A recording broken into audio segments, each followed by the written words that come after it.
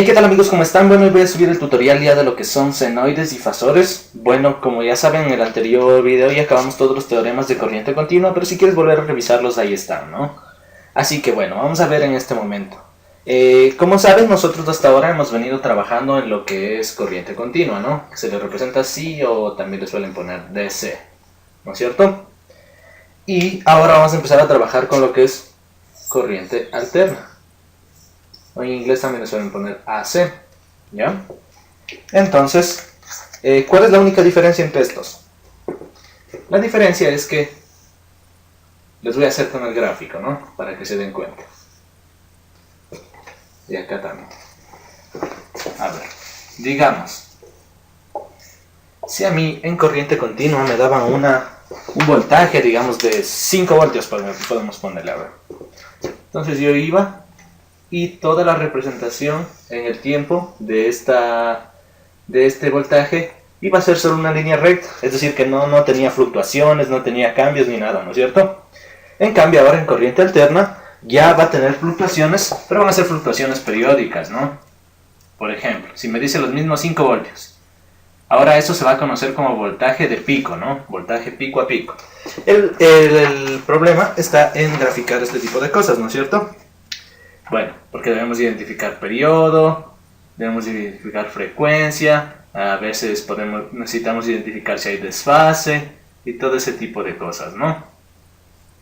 Ya, por ejemplo ahí, nosotros tenemos ahora, en cambio, una señal de corriente alterna de 5 voltios, dice, ¿no es cierto? Entonces, el momento de representarla lo vamos a hacer así. ¿Sí? Y bueno, de aquí va a seguir, ¿no? Ahora, una de 5 voltios de corriente alterna va a ser ya así, ya no es una línea recta como era en corriente continua, si se dan cuenta. Y bueno, a esto se conoce como senoide, ¿no? Es una señal que tiene la forma de la función seno o coseno, ¿vale? Cualquiera de las dos. Esto es lo que se conoce como corriente alterna, ¿no? Recordemos que a través del tiempo está variando así, esta de aquí. Ya. Y vamos a representarla de esta forma, ¿no? Por ejemplo, si es de voltaje, vamos a poner V de T es igual a voltaje M, es voltaje máximo, así voy a trabajar yo, coseno de omega T más teta. Siempre al ángulo del voltaje yo le pongo teta, ¿no? Y por ejemplo, si fuera de corriente, pongo I de T, I de M, intensidad máxima o intensidad de pico, por coseno de omega T más phi. En cambio a la corriente siempre le pongo phi porque luego hay otros teoremas que necesitamos saber y ahí nos confundimos un poco si les ponemos teta a los dos, ¿no? También la frecuencia cíclica que se conoce de una senoide, la vamos a sacar con la fórmula frecuencia es igual a 1 sobre periodo, ¿no? Ya tenemos 3 cosas para resaltar, ¿no? Vamos con la cuarta. La cuarta, en cambio, es que la frecuencia angular, que vamos a trabajar mucho en lo que es fasores con frecuencia angular, es 2pi por frecuencia, ¿no? Esa es la otra fórmula. Y la quinta, que sería el periodo, este periodo que está aquí es, o sea, el tiempo con el que se repite la señal. Por ejemplo, aquí si vemos tiene un periodo t, ¿no? Porque aquí en t vuelve a llegar al mismo punto de donde salió y la señal empieza a redibujarse de nuevo, es periódica cada t tiempo, ¿no es cierto? Entonces, este t es igual a 2pi sobre frecuencia angular, ¿no? O sea, sobre omega. ¿Sí? Bueno, estas son las fórmulas que nosotros vamos a ocupar para senoides y ese tipo de cosas. Ahora, lo importante es que nosotros de estas senoides le pasemos a fasor, como ya dice, ¿no? Senoides y fasores. Ya, bueno, entonces, vamos a pasar todo esto. Voy a explicarles cómo se pasa esto a fasores, ¿no? Ya. A ver, el momento en el que nosotros queremos pasar a fasores, por ejemplo, yo tenía mi señal V de T, voltaje máximo, coseno de omega T, más teta, les dije que siempre trabajo yo el voltaje, ¿no? ¿Ya? Entonces, el momento de pasar esto a fasor, simplemente me va a quedar así. Tomo el módulo, que en este caso es Vm, ¿no? Por notación. Escribo ángulo y tomo el ángulo, ¿no? Y listo, está pasado a fasor ya esa fuente lineal, ¿no es cierto? Si fuera también de corriente, no habría problema, le podemos poner, sería I de t, intensidad máxima, intensidad de pico, coseno de omega t más phi. Entonces esto yo le quiero pasar a fasor. Ya sabemos qué es lo que debemos hacer. Tomo el módulo, ¿no es cierto? En este caso es IM, ángulo, y tomo el ángulo, ¿no? Phi. Ya, ¿qué representa esto de aquí? Esto representa coordenadas polares, ¿no? Vamos a usar mucho lo que son números complejos aquí en lo que es fasores, ¿no? Porque un fasor es un número complejo que representa la amplitud y la fase de una senoide, ¿sí? Ya, entonces vamos a hacer también unas pequeñas aclaraciones aquí. Por ejemplo, esto se me olvidaba. A ver, una fuente de voltaje, así sea V de T, se va a seguir representando así, y una de corriente en el sentido que esté también va a ser así, ¿no? Pero el momento en el que ya pasemos a fasor, acostumbrémonos a hacer lo mismo, más, menos, y dibujamos de aquí adentro así, como que estuviera variando una señal seno o coseno, ¿no? Y aquí también dibujamos así, ¿no? Bueno, ya le pasemos a fasor. Ya. Esto, como les digo, está en módulo, ¿no? Y ahora vamos a utilizarlo, como les decía, lo de los números complejos, pero primero debemos darnos cuenta de algo aquí, ¿no? Cuando me dan a mí cualquier sea voltaje o corriente, me dan positivo y coseno. Antes de pasar a fasor, tiene que estar en coseno de ley la señal. Pero digamos que a mí me dieran esta señal. Me dan 4 seno de omega t más 10 grados, digamos. ¿Cómo paso yo eso a fasor si me están diciendo seno? Y yo es necesario que esté en coseno para yo pasar a fasor. Entonces tengo que hacerle a esto un cambio, ¿no? El módulo permanece igual. El seno cambia a coseno. Frecuencia angular y tiempo se queda igual. Con la diferencia que esto, como es un seno positivo, es decir, aquí no hay un signo menos, es seno positivo, entonces le voy a restar 90 grados, ¿no? Para que se convierta en coseno.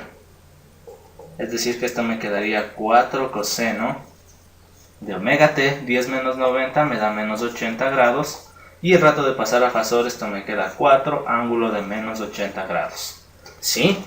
O sea, tengo que fijarme bien en esto. Tiene que estar siempre en coseno antes de yo pasar al fasor. Siempre. ¿Ya? Pero digamos que ahora el ejemplo que les dije, ¿no? Digamos que ahora me dicen menos 4 seno de omega t más 10. Entonces ahí ya no es el mismo procedimiento. Casi. El módulo lo vamos a copiar igual. 4 coseno, ya desaparece el signo menos, con lo que vamos a hacer omega t más 10 grados. Y como estaba negativo, yo ahora en cambio le sumo 90 grados, ¿no? Entonces me queda 4 coseno de omega t más 100 grados. Y el momento de pasarle a fasor, esto me queda 4 ángulo de 100 grados. ¿Ya ven? Es distinto que tengamos esto, ¿no es cierto? Que tengamos negativo o positivo el seno.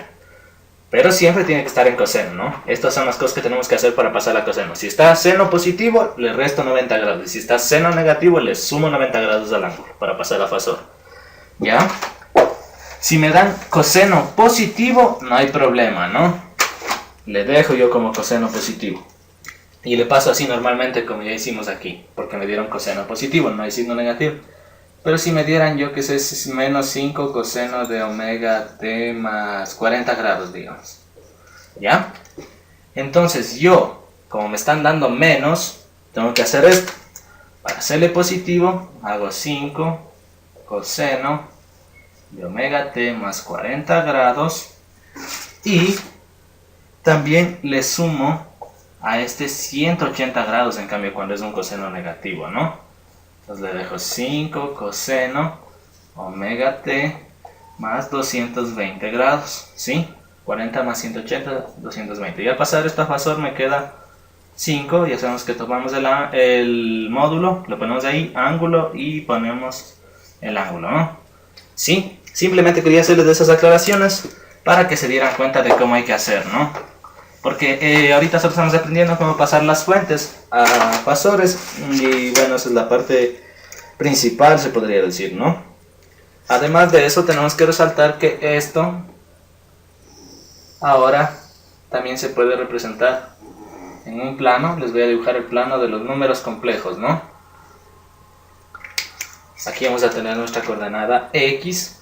Estos son los números reales, ¿no es cierto? Aquí vamos a tener J y E. Estos son los imaginarios, ¿sí? Son los imaginarios.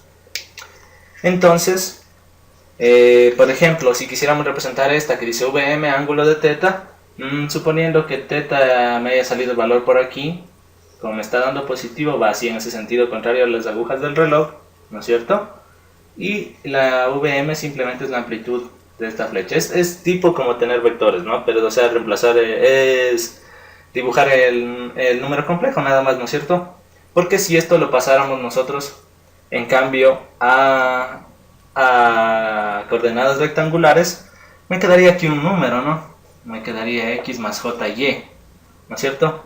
Entonces X sería este de aquí, este sería el X, y donde se corte acá sería el JY, ¿sí? Por ejemplo, yo que sé, me quedó 3 más 4J, digamos.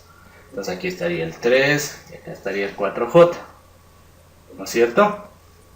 Y este VM puede ser también es representado como módulo y el ángulo, ¿no?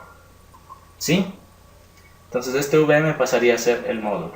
Las fórmulas para hacer esto, simplemente si se dan cuenta es un triángulo rectángulo, entonces ese valor va a ser igual a la suma de los cuadrados, ¿no?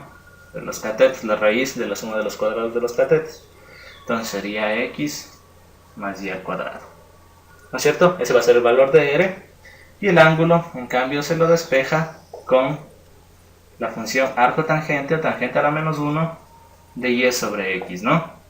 Simplemente lo despejamos de esa forma, recordando que J representa un imaginario, ¿no? Raíz de menos 1. Ya simplemente eso es lo que les tengo que explicar ahorita. Y vamos a ver en este momento lo que son las impedancias. ¿Qué es una impedancia y qué es una admitancia, ¿no? Ya, porque nosotros ahora vamos a trabajar ya en los circuitos. Vamos a trabajar ya no solamente con resistencias, ¿no? Vamos a tener resistencias, también podemos tener inductores o bobinas que se le conoce, o también podemos tener ya condensadores o capacitores que se le conoce, ¿no? Bueno, lo que nosotros vamos a hacer es pasar todo eso, vamos a representarlo con una cajita y con la letra Z. Ahora eso se va a llamar impedancia. Y no quiero que se compliquen por eso, porque es simplemente como tener una resistencia a eso. Solo que ahora ya no va a tener solo parte real como tienen las resistencias, va a tener también parte imaginaria, ¿no? Va a tener su X más JY ya. ¿Sí? En el siguiente video les muestro cómo transformar resistencias, inductores y capacitores ya a impedancias y cuáles son sus relaciones y todo ese tipo de cosas, ¿no? Pero ahora quiero que aprendan a manejar la impedancia. La impedancia también, esto serían coordenadas rectangulares, ¿no? Y como les acabo de mostrar, también se puede hacer en polares, ¿no? Ahí está, sería el módulo con el ángulo de su elevación, ¿no es cierto? ¿Ya? Les acabé de dar las fórmulas también. Y algo que también nosotros debemos tener en cuenta es como cuando teníamos la resistencia y la conductancia. Recuerdan que teníamos el valor de resistencia era igual a 1 sobre conductancia, ¿no es cierto? Ahora en cambio tenemos la relación de que la impedancia va a ser igual a 1 sobre admitancia, ¿no? Aquí entra un nuevo parámetro. Ahora le denominamos admitancia al inverso de la impedancia, ¿no es cierto? Y ya les digo, no se hagan lío, las impedancias simplemente es como estar manejando resistencias. Pero nosotros debemos recordar operaciones con números complejos, ¿no? Por ejemplo, vamos en este momento a ver cómo se suma y cómo se resta las impedancias, ¿no? Porque tenemos que hacer a veces asociaciones como cuando hacíamos de las resistencias. Si están en serie, así, teníamos que sumar o restar, ¿no es cierto? Entonces, primeramente, para nosotros poder sumar impedancias o restar, tiene que estar en coordenadas rectangulares, ¿no? Recuerden, para la suma o para la resta, tienen que estar en coordenadas rectangulares de ley, pero también lo podemos hacer en calculadora. Si quieres, yo voy a subir el tutorial también de cómo trabajar con números complejos en la calculadora, porque sí es de gran ayuda aquí. Aquí sí ya no es tan fácil como cuando teníamos nada más las resistencias, ¿no? Bueno, suponiendo que aquí nos ponen a sumar dos impedancias, entonces la una va a tener sus coordenadas, ¿no? Su parte real y su imaginaria, que van a ser x1 y y1 de la impedancia 1 más x2 y y2 de la impedancia 2, ¿no es cierto? Y ahí, como sabemos de números complejos, para sumar simplemente ¿qué hacemos? Agrupamos las partes reales, o sea, sumamos parte real con parte real, ¿no? O sea, sería x1 más x2 y las imaginarias también por separado de las reales, entonces sería y1 más y2, ¿sí? O sea, solo sumamos parte real con parte real y parte imaginaria con parte imaginaria. Ya, y ahora para el resto es casi el mismo procedimiento, ¿no? Z1 menos Z2, digamos que nos están poniendo a restar dos impedancias. Entonces, aquí ya les digo, cada quien va a tener sus coordenadas, ¿no? Entonces sería menos x1 más jy1, ¿sí? Entonces hacemos reales con reales, en este caso sería x1 menos x2, e imaginarios con imaginarios, ¿no? y1 menos y2. O sea, simplemente es para darse cuenta de cómo hay que hacer esto. Ya, listo. Y ahora, si yo tuviera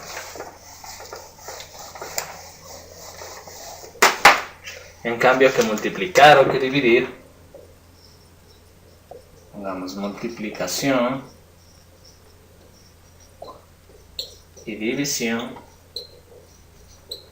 En cambio, a diferencia de la suma y de la resta, aquí tiene que estar en coordenadas polares, ¿no? Es decir, el módulo con el ángulo, ¿sí? Tiene que estar en coordenadas polares, ¿por qué? Porque yo voy a hacer, digamos que quiero multiplicar z1 por z2, entonces sería R1 con su ángulo Φ1 por R2 con su ángulo Φ2, ¿sí? Necesito que estén en polares porque es muy fácil coger y multiplicar los dos módulos, es decir, R1 por R2, y el ángulo resultante simplemente va a ser la suma de los dos ángulos, ¿sí? Por eso yo necesito que estén en polares para poder hacer así de forma fácil. Y en cambio en la división, digamos que tenemos Z1 dividido para Z2, aquí va a tener R1 su ángulo Φ1 y R2 su ángulo Φ2, ¿no es cierto? Entonces, para hacer esto, para lograr esto, el módulo resultante es la división del de arriba para el de abajo, y el ángulo resultante es la resta del de arriba menos el de abajo, ¿sí? No se olviden este tipo de cosas. Ya les digo, también les voy a mostrar cómo hacer una calculadora si quieres, para que veas cómo se hace más fácil. Y algo que nos va a servir más adelante, por último, es cómo obtener una conjugada, ¿no? Sea de impedancia, sea de corriente, sea de voltaje, lo que sea. Y bueno, yo les voy a poner aquí una de corriente, ¿no? O sea, suponiendo. La corriente va a tener su componente real y su componente imaginaria, ¿no es cierto? Y esto se ve expresado en forma polar. En el momento en el que yo quiera sacar la conjugada, se copia lo mismo. Si estuviera Z, o sea de impedancia, copio Z. Si estuviera la V de voltaje, copio la V. Pero como está la I, copio la I y le ponemos un pequeño asterisco, ¿no? Aquí, ¿ya? Y entonces, al sacar la conjugada, simplemente cambiamos de signo la parte imaginaria, o si quieren hacerlo en polar, el módulo se conserva igual, pero el ángulo cambia de signo, ¿no? ¿Sí? Nada más de eso. Así que bueno, vamos a ver por último cómo pasar unas pequeñas fuentes a que estén en tiempo a fasores, ¿no? Por ejemplo, aquí me dan v de t, me dice que es 10 coseno de 30t más 50 grados. Esto está en voltios, ¿no es cierto? Entonces me dice que eso le pase a fasor. Bueno, esto está muy fácil, ¿no? Ya tengo coseno positivo, entonces ya copio el módulo y copio el ángulo. Y se acabó el asunto. Está pasado todo eso. ¿Sí? En voltios, ¿no? ¿Ya? Ahora, en cambio, me da otro. Me dice que otro VDT es 40 seno de 10t más 15 grados. ¿Sí? Entonces ahora para pasarle a fasor primero debo convertir esto a coseno, ¿no es cierto? Me fijo en el signo que está acá adelante. Como está más, recordemos que cuando estaba más, al convertirle a coseno, yo simplemente le restaba 90 grados, ¿no? Porque está más. Entonces esto me queda 40 coseno de 10t menos 75 grados. Y el momento de pasarlo esto a fasor, copio el módulo que es 40 con ángulo de menos 75 grados en voltios, ¿no? ¿Sí? Simplemente eso. Y ahora vamos con uno más. Vamos, me dice a mí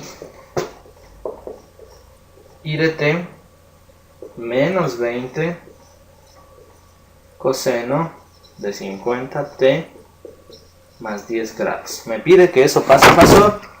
Como está menos el coseno, sabemos, tenemos que convertirlo a coseno positivo. Entonces copiamos 20 coseno 50t más 10 grados. Y recordemos que para poder nosotros pasar la coseno positivo teníamos que sumar 180 grados, ¿no?